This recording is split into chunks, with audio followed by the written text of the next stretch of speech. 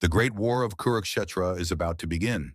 Two armies stand face to face, their weapons drawn, their minds set. The air is thick with tension, as if the cosmos itself is holding its breath. Millions of warriors, kings, sages, and even gods in mortal form have assembled, all for this one final battle. On one side stand the Pandavas, five exiled brothers, fighting not for power, but to reclaim their rightful kingdom, stolen through deception and cruelty. Opposing them, the Kauravas, led by Duryodhana, a prince fueled by arrogance and greed. The land of Kurukshetra is no longer just a battlefield. It is a stage where Dharma, righteousness itself, will be tested. And at the heart of this epic war is Arjuna, the greatest archer the world has ever known. He is a warrior blessed by gods, unstoppable in battle. But today, something is different. Today, Arjuna faces a war unlike any other, a war within himself.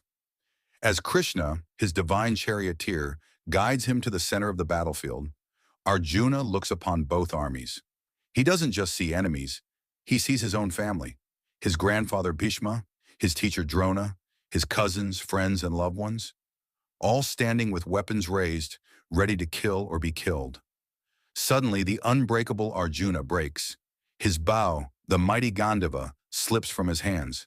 His body trembles. His voice falters. His heart is overwhelmed with sorrow.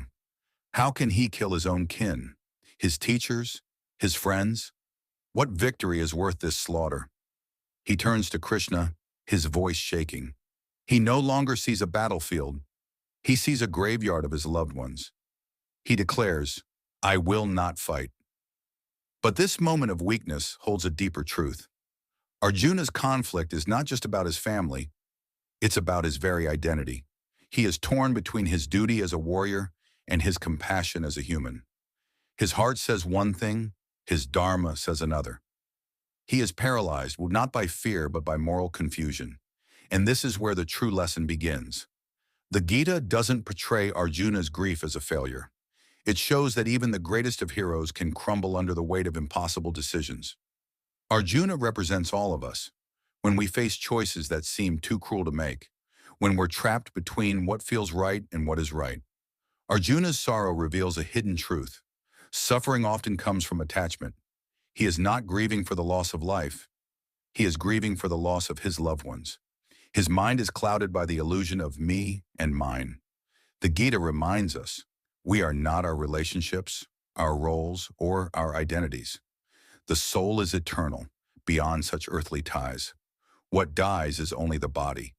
This moment also teaches us about leadership. Arjuna isn't just a warrior, he's a leader. His breakdown doesn't affect only him. His entire army watches, shaken.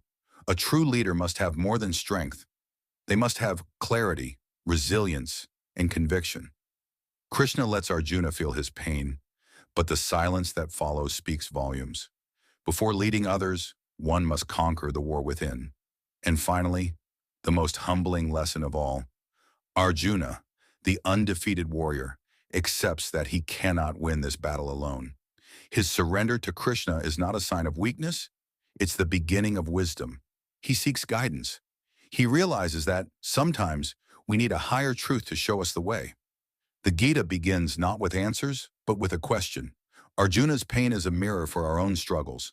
His grief, his doubt, his hesitation, they are deeply human. And through his surrender, a path to divine wisdom is born. Chapter 1 doesn't give us solutions. It gives us permission. Permission to feel lost, to question, to break down. Because only from that place of vulnerability can true understanding begin. And as Arjuna falls silent, Krishna prepares to speak. The battlefield holds its breath. The greatest teaching of all time is about to unfold.